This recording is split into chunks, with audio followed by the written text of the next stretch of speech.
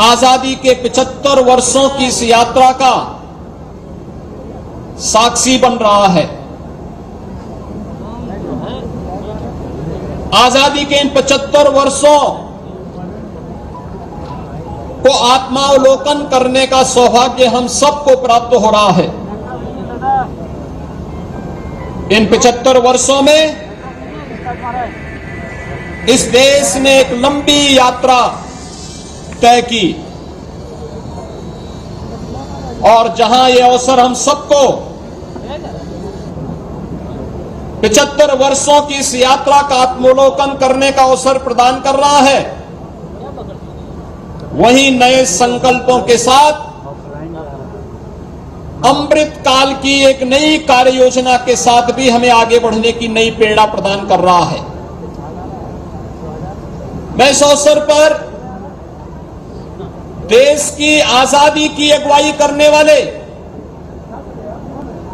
जिनके दिशा निर्देश पर यह देश आजादी की इस लड़ाई को एक नई ऊंचाई तक पहुंचा करके आज आजादी का उपभोग कर रहा है, ऐसे राष्ट्रपिता महात्मा गांधी को सत नमन करते हुए उन सभी ज्ञात अज्ञात अमर सेनानियों, वीर सपूतों को, जिन्होंने देश की आजादी की इस लड़ाई में देश की आजादी के लिए अपना सर्वस्व न्यौछावर करते हुए अपने आप को बलिदान किया। आजादी के बाद जिन वीर सैनिकों ने देश की बाह्य और आंतरिक सुरक्षा को सुदृढ़ करते हुए भारत की अखंडता को सुरक्षित रखा, अपना बलिदान देकर के भी पूरे भारत को सुरक्षा की गारंटी दी, उन सभी ज्ञात अज्ञात स्वतंत्रता संग्राम सेनानियों, क्रांतिकारियों, वीर सैनिकों को मैं इस अवसर पर स्मरण करते हुए अपनी विनम्र श्रद्धांजलि भी अर्पित करता हूं।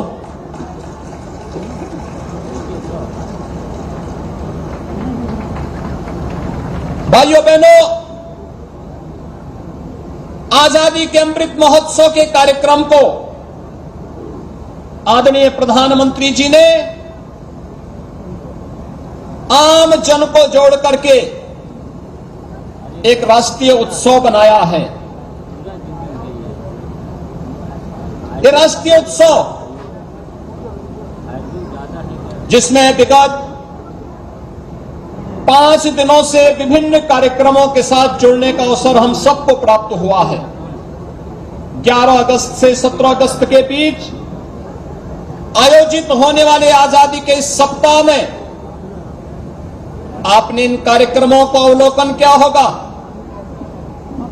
हर घर तिरंगा का कार्यक्रम हो या कल विभाजन विभीषिका दिवस के अवसर पर पूरे देश के अंदर मौन मार्च के माध्यम से उस त्रासदी को स्मरण करते हुए आने वाले समय में कभी भी इस प्रकार की त्रासदी का सामना मानवता को न करना पड़े, उसे स्मरण करते हुए हम लोग कल विभाजन विभीषिका दिवस के मौन मार्च के साथ जुड़े थे। तो हर घर तिरंगा ने देश के 135 करोड़ लोगों को एक स्वर के साथ एक भारत श्रेष्ठ भारत की इन परिकल्पनाओं को साकार दिखाता हुआ पूरा भारत अपने आन बान और शान के प्रतीक तिरंगा को हर घर तक, हर सरकारी गैर सरकारी कार्यालयों तक, व्यवसायिक प्रतिष्ठानों तक फहराता हुआ भी दिखाई दिया है। ये सभी कार्यक्रम हम सबको अपने अतीत की उस गौरवशाली विरासत के साथ जोड़ता है, जिस पर हर भारतवासी को गौरव की अनुभूति करनी चाहिए। आज हम सब जब यहां पर उत्तर प्रदेश के इस मुख्य समारोह के साथ जुड़े हुए हैं, इस मंच पर स्वतंत्रता संग्राम सेनानी वीरता पुरस्कार से अलंकृत भारत के वीर सैनिक और उनके परिजन और पद्म पुरस्कारों से सम्मानित प्रदेश की विभूतियां भी बैठी हैं, जिन्हें अभी कुछ देर पहले मुझे सम्मानित करने का सौभाग्य प्राप्त हुआ। मैं इस अवसर पर इन सभी वीर सैनिकों का, स्वतंत्रता संग्राम सेनानियों का, पद्म पुरस्कारों से सम्मानित प्रदेश की इन विभूतियों का इस अवसर पर अभिनंदन करते हुए इनके स्वस्थ और दीर्घजीवी होने की कामना भी करता हूं। भाइयों बहनों, हम सब जब देश की आजादी के इस अमृत महोत्सव के कार्यक्रम के साथ जुड़े हैं, हम सबको अपने देश पर, अपने देश के संसदीय लोकतंत्र पर गौरव की अनुभूति होनी चाहिए। आजादी का अमृत महोत्सव में ऐसे अवसर पर एक उत्साह और उमंग के साथ जुड़ते हुए दिखाई दे रहे हैं। सामान्यतः हर वर्ष आजादी का उत्सव जब होता था, या तो बरसात होती थी या फिर इतनी भीषण गर्मी होती थी कि सामान्य परिस्थितियों में इस प्रकार के समारोह में खड़ा होना एक दूर की कौड़ी नजर आती थी। लेकिन आज जब देश आजादी का अमृत महोत्सव मना रहा है, ये सुहावना मौसम इस बात की गवाही दे रहा है कि प्रकृति भी परमात्मा के साथ मिलकर के इस आजादी के अमृत महोत्सव कार्यक्रम के साथ हम सबको आशीर्वाद प्रदान कर रही है। वास्तव में हमें इस आयोजन पर गौरव की अनुभूति क्यों न हो। याद करिए, विगत 2.5 वर्ष का वह कालखंड जब हम लोगों ने इस सदी की सबसे बड़ी महामारी का सामना किया। प्रधानमंत्री मोदी जी के नेतृत्व में पूरे देश ने जिस जज्बे के साथ कोरोना महामारी का सामना किया, सबकी आशंका उत्तर प्रदेश पर थी, क्या होगा उत्तर प्रदेश में। लेकिन मुझे विश्वास था उत्तर प्रदेश की जनता पर कि उत्तर प्रदेश की जनता उत्तर प्रदेश के अंदर आत्मानुशासन का परिचय देकर के अपना पूरा सहयोग डबल इंजन सरकार के कार्यक्रमों के साथ जोड़ेगी। और आज वो हम सबके सामने एक प्रमाण भी है। कोरोना कालखंड में जिस मजबूती के साथ इन कार्यक्रमों को आगे बढ़ाया गया, ट्रैक है, टेस्ट है, ट्रीट है, टीकाकरण के अभियान को, वह सबके सामने है। और इसीलिए जब सामूहिक रूप से हम किसी एक प्रयास में टीम भाव के साथ काम करते हैं, उसके परिणाम भी उसी रूप में हम सबके सामने देखने को मिलते हैं। उत्तर प्रदेश जैसे राज्य के बारे में, जिसके बारे में सबको आशंका थी कि उत्तर प्रदेश का क्या होगा, उस उत्तर प्रदेश ने देश के अंदर कोविड कालखंड में अनेक मॉडल दिए और पूरी दुनिया उसको देखती रही कि उत्तर प्रदेश ये सब कुछ कर सकता है। आज उत्तर प्रदेश सर्वाधिक टेस्ट करने वाला राज्य है।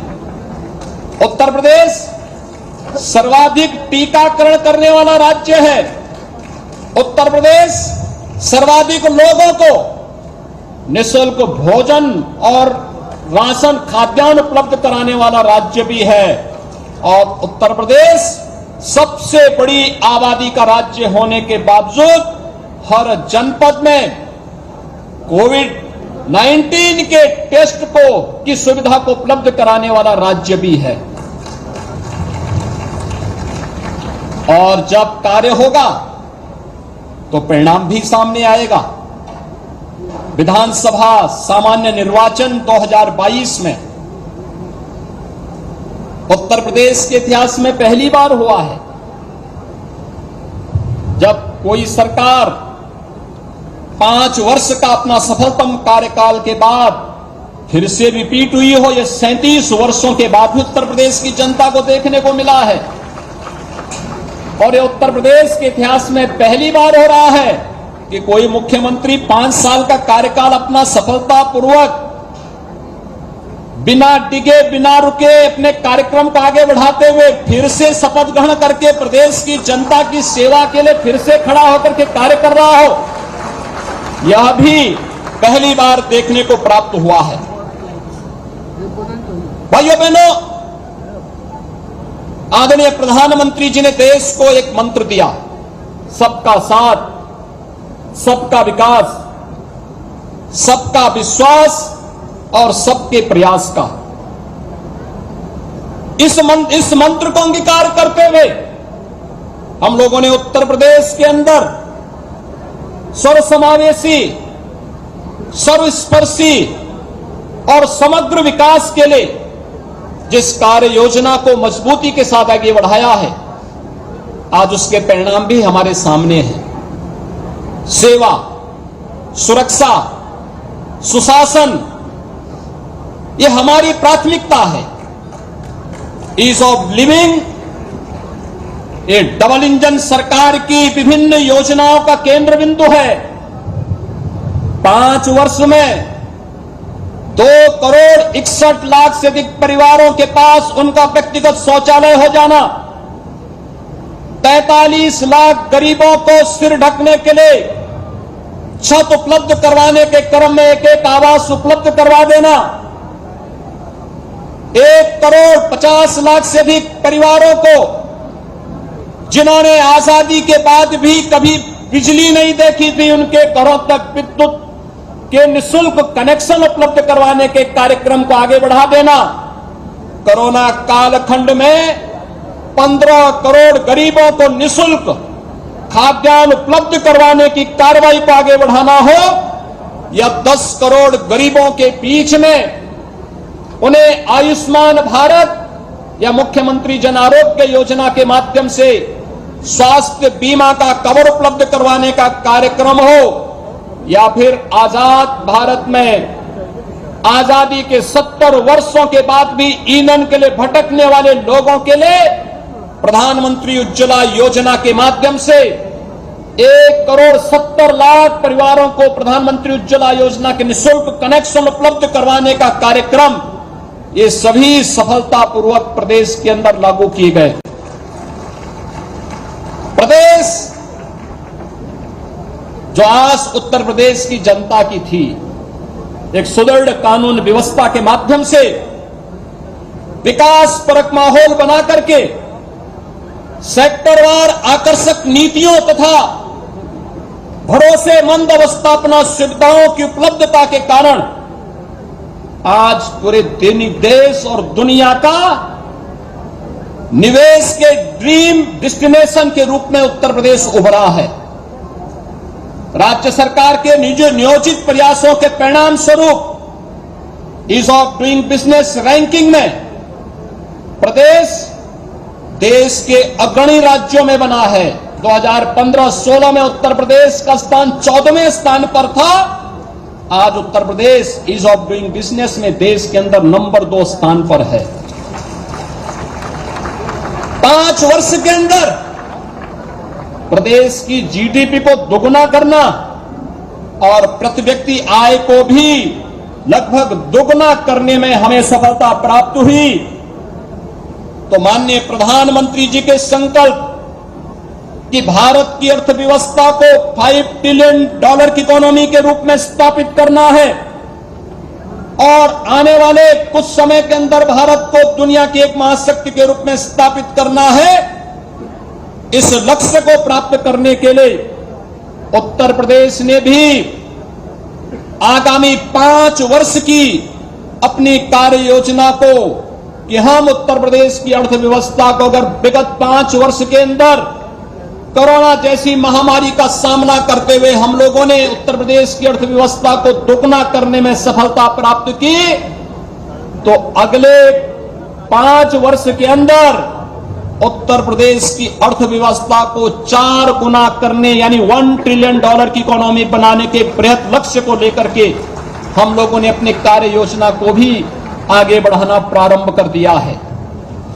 इसके लिए हम लोगों ने उत्तर प्रदेश के सभी विभागों को 10 सेक्टर में समायोजित करते हुए कृषि उत्पादन, अवस्थापना एवं औद्योगिक विकास, सामाजिक सुरक्षा, चिकित्सा एवं स्वास्थ्य, नगरीय विकास, ग्राम्य विकास, पर्यटन एवं संस्कृति, शिक्षा, राजस्व संग्रह तथा सुरक्षा जैसे विविध सेक्टरों में उसे समायोजित करते हुए हम लोगों ने कार्य करना प्रारंभ किया है। प्रदेश की अर्थव्यवस्था का मुख्य आधार कृषि है। इस देश ने और प्रदेश ने खाद्यान्न उत्पादन में आत्मनिर्भरता प्राप्त की, लेकिन इतने भर से हम सब चैन से नहीं बैठने वाले हैं। विगत 5 वर्ष के अंदर अन्नदाता किसानों के हितों के लिए डबल इंजन सरकार ने अनेक कार्यक्रम चलाए। 3.5 लाख करोड़ रुपए हम लोगों ने डीबीटी के माध्यम से अन्नदाता किसानों के खाते में भिजवाने के कार्य किए, लेकिन उत्तर प्रदेश जैसे राज्य में अनंत संभावनाएं छुपी हुई हैं। उत्तर प्रदेश राज्य की इन अनंत संभावनाओं को देखना है।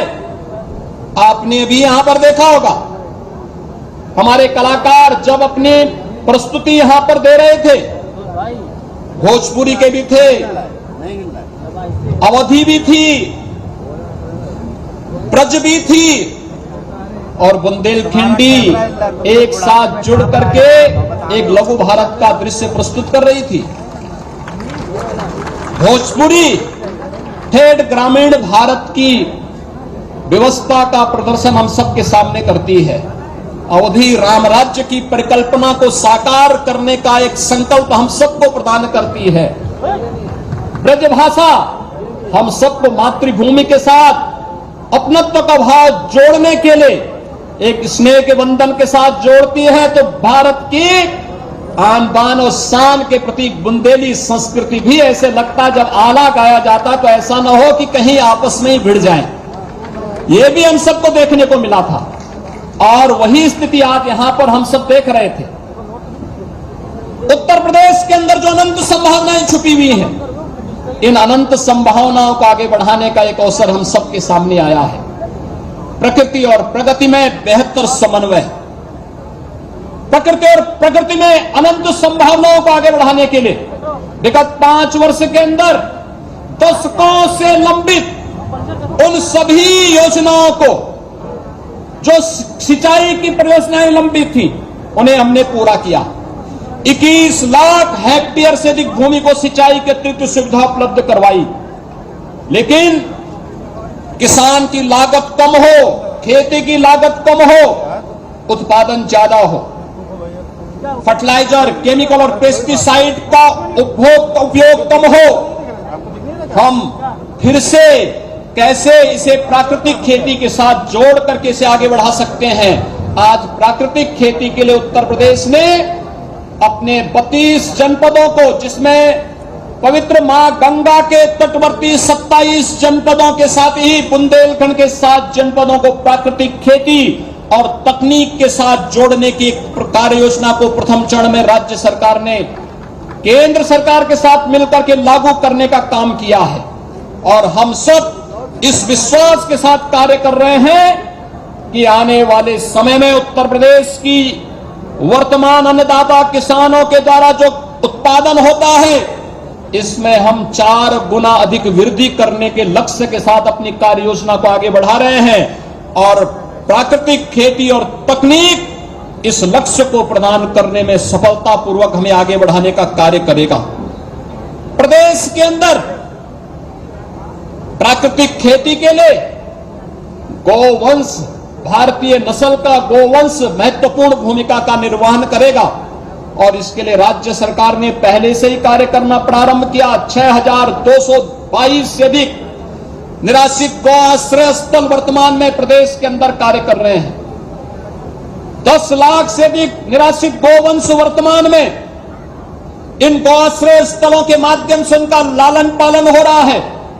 उनके संरक्षण और संवर्धन के लिए एक नई कार्य योजना के साथ सरकार ने कार्य करना प्रारंभ कर दिया है, जहां हम लोग अपने अन्नदाता किसानों की आमदनी को कई गुना बढ़ा करके एक नई हरित क्रांति लेकर के आएंगे।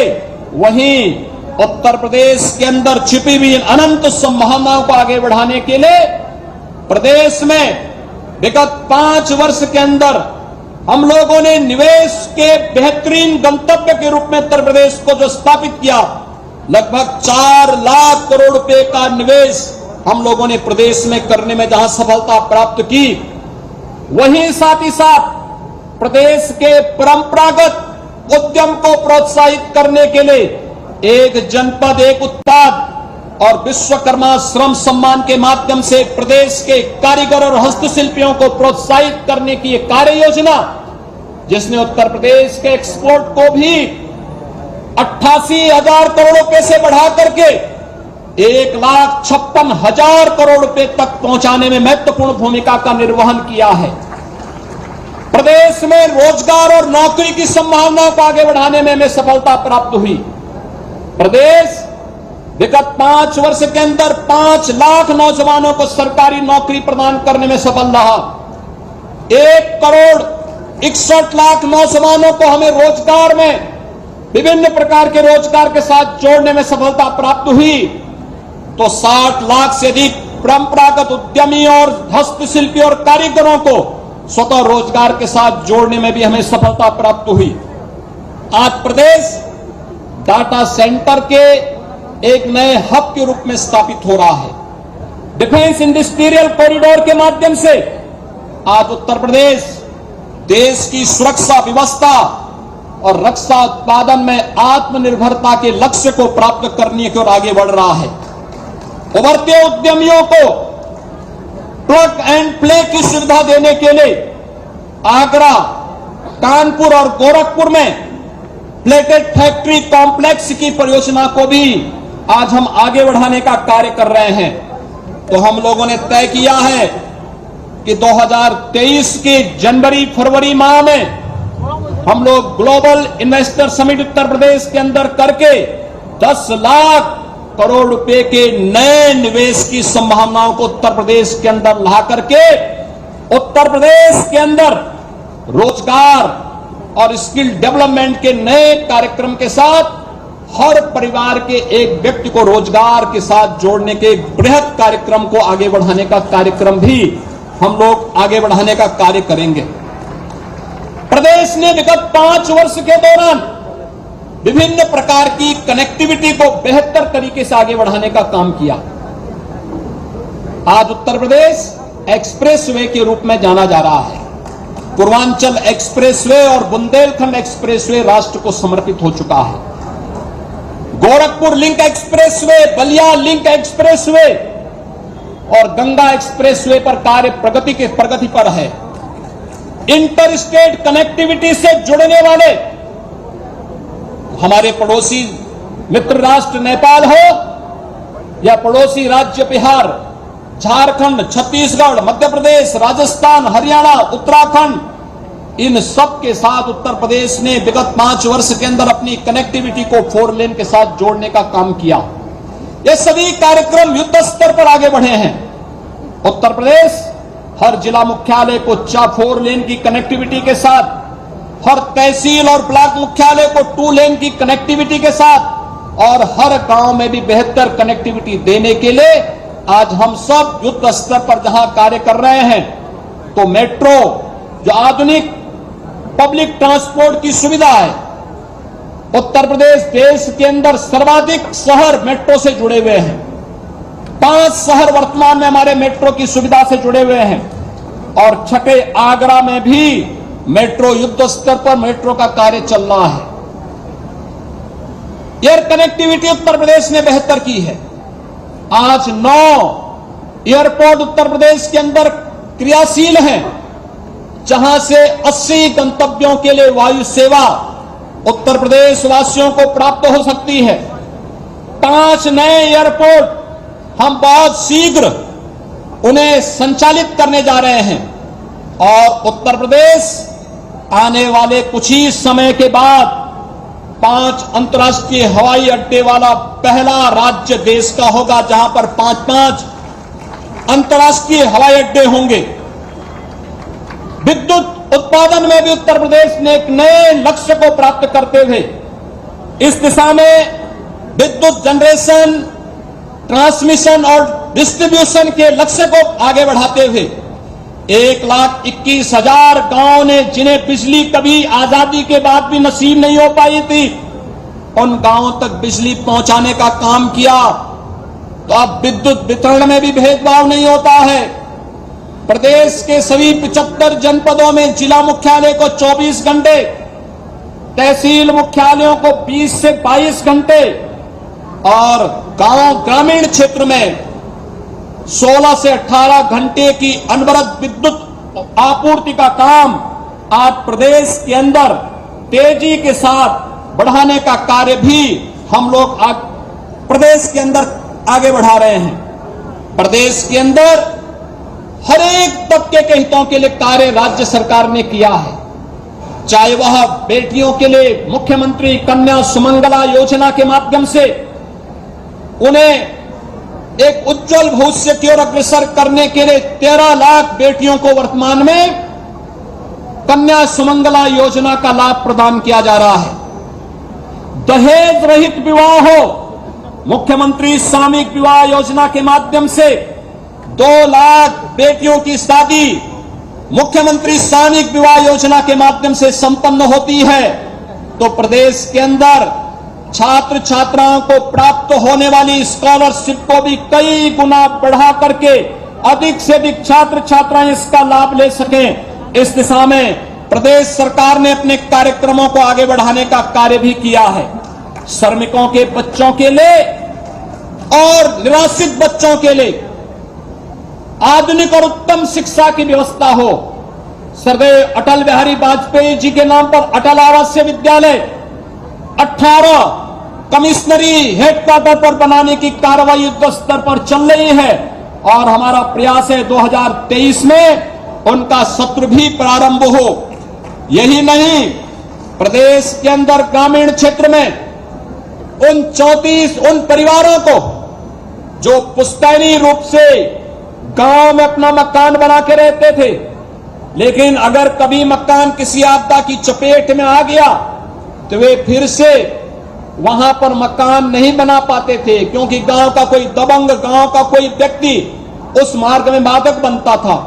अब तक हम प्रदेश के अंदर प्रधानमंत्री स्वामित्व योजना के अंतर्गत 34 लाख ऐसे परिवारों को घरौनी, जिसमें जहां पर मकान है वहीं पर उस भूमि का मालिकाना अधिकार भी उस गृह स्वामी को प्राप्त होगा।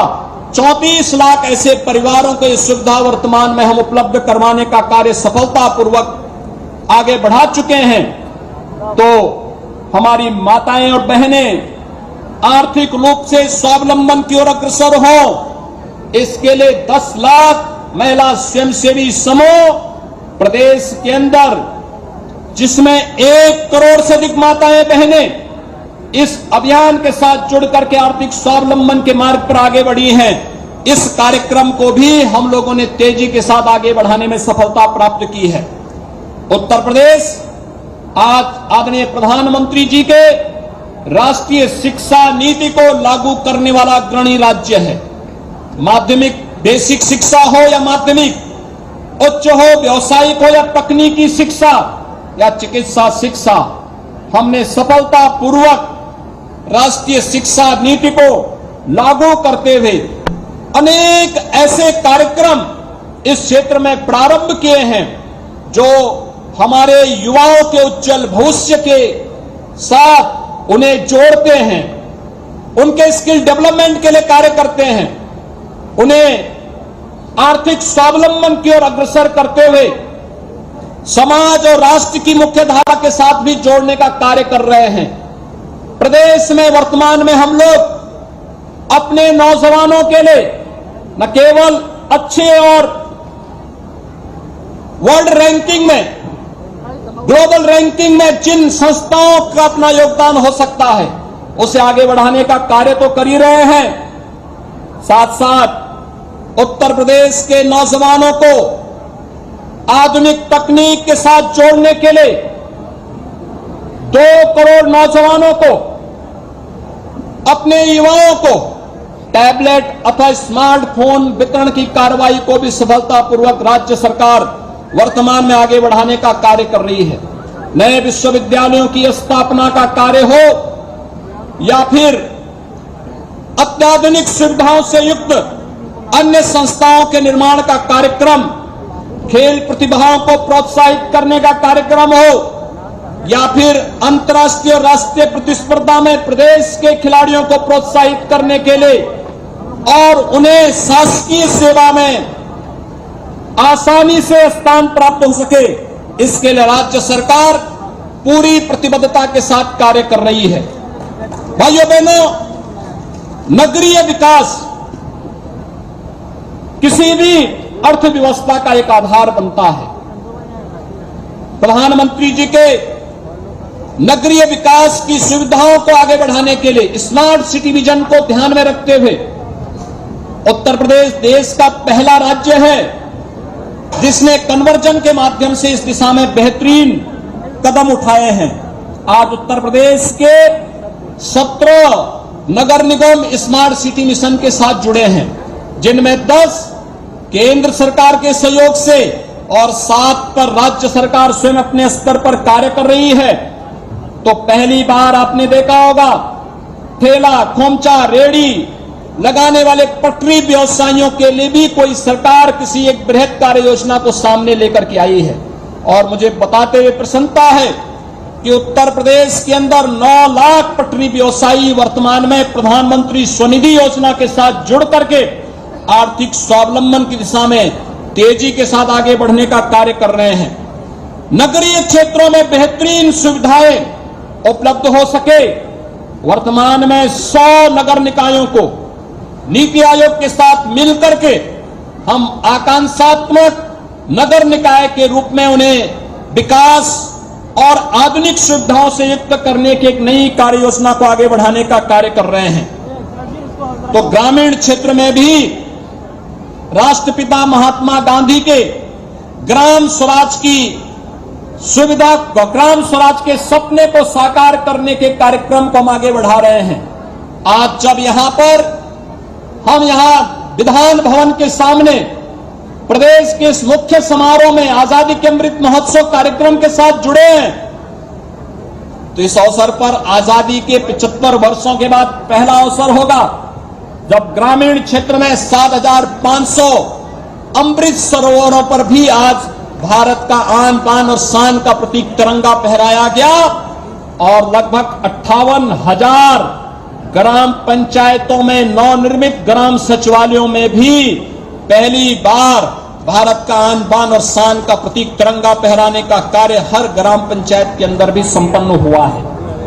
आज इसके साथ ही ग्रामीण क्षेत्र में उत्तर प्रदेश ने नीति आयोग के आकांक्षात्मक जनपदों के लक्ष्य को सबसे अच्छा परिणाम दिया। और मुझे बताते हुए प्रसन्नता है कि आकांक्षात्मक जनपदों की तर्ज पर ही आज राज्य सरकार 100 आकांक्षात्मक विकास खंडों का चयन करते हुए उनके समग्र विकास की एक बृहद कार्य योजना को लेकर के हम आगे बढ़े हैं।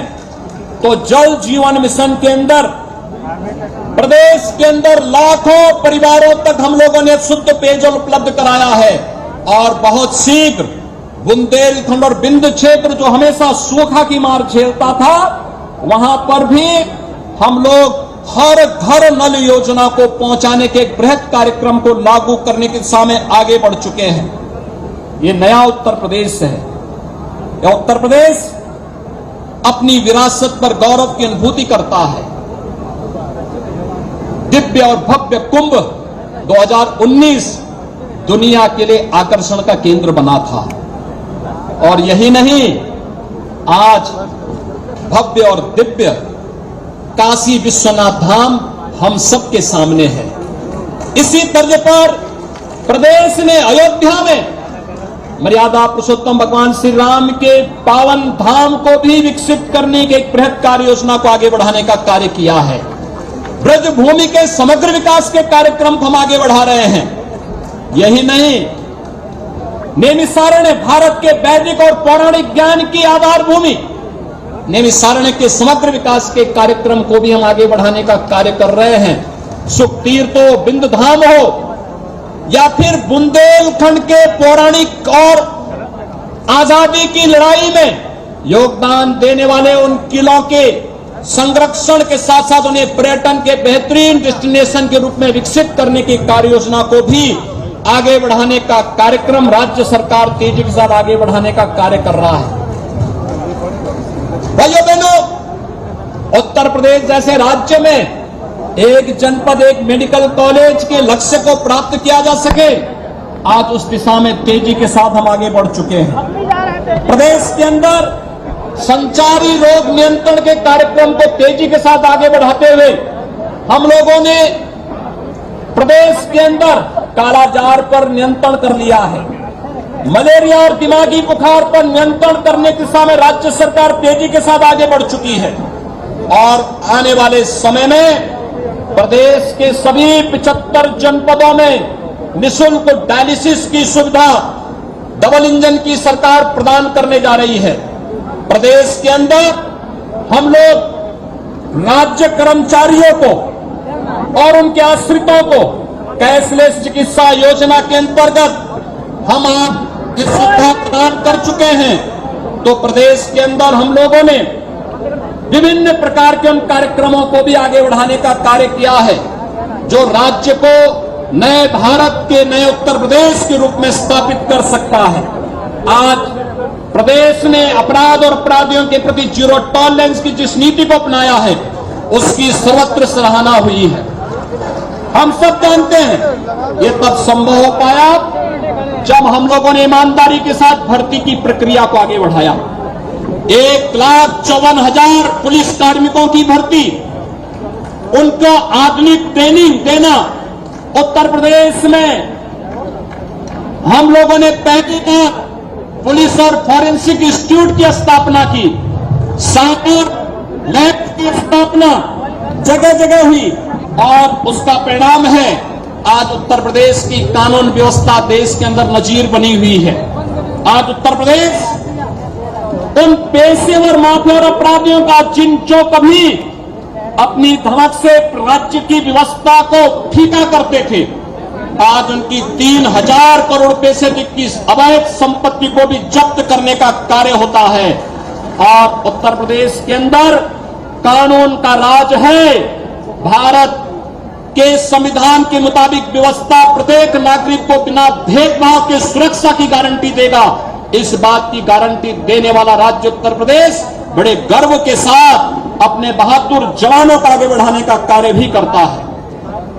प्रदेश ने राजस्व संग्रह में एक लंबे लक्ष्य को प्राप्त किया है। प्रदेश की जीडीपी को दुगना करने में जहां हमें सफलता प्राप्त हुई, वहीं साथ ही साथ प्रदेश ने राजस्व संग्रह में भी एक बड़े लक्ष्य को प्राप्त करने में सफलता प्राप्त की है। आज प्रत्येक क्षेत्र में राज्य सरकार जहां प्रदेश वासियों को एक पारदर्शी और जवाबदेह शासन दे रही है, वहीं साथ ही साथ ईमानदार और संवेदनशील प्रशासन उपलब्ध कराने के लिए भी प्रतिबद्ध है। और इस दिशा में अनेक ऐसे कदम बढ़ाए गए हैं जिसमें प्रदेश ने ई गवर्नेंस के क्षेत्र में जो लक्ष्य प्राप्त किए हैं, ई पेंशन पोर्टल उसका एक और प्रमाण है। अपने पेंशन धारकों को उपलब्ध कराने वाला उत्तर प्रदेश देश का पहला राज्य है। हम लोगों ने विगत 5 वर्ष में विकास और सुशासन की नींव तैयार की है।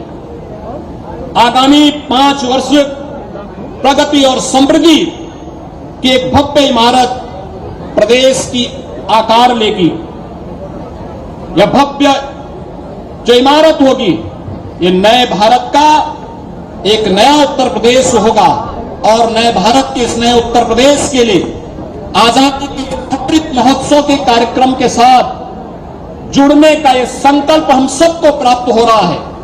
प्रधानमंत्री जी के विजन के अनुरूप उत्तर प्रदेश को भारत के गौरव के रूप में स्थापित करने के संकल्प के साथ 25 करोड़ की उत्तर प्रदेश की जनमानस जुड़े, इस विश्वास के साथ मैं आजादी के अमृत महोत्सव के इस पवित्र कार्यक्रम में एक बार फिर से आप सबको हृदय से बधाई देता हूं और आप सबका आह्वान करूंगा कि हम सब भारत के आन बान शान के प्रतीक भारत की आजादी को क्षुण्ण बनाए रखने के इस पवित्र संकल्प के साथ जुड़े और अपने अपने क्षेत्र में अपने कर्तव्यों का निर्वहन करते हुए हम एक भारत श्रेष्ठ भारत के उस सपने को साकार करें। इसी विश्वास के साथ मैं आप सबको आजादी के अमृत महोत्सव की हृदय से बधाई देता हूं, अपनी शुभकामनाएं देता हूं। जय हिंद। धन्यवाद। तो माननीय मुख्यमंत्री महोदय आपको प्रेरणादायी संबोधन के लिए अब माननीय मुख्यमंत्री महोदय द्वारा तिरंगे गुब्बारों का प्रक्षेपण होगा। कृपया राष्ट्र ध्वज के नीचे रंगीन गुब्बारे आ रहे हैं।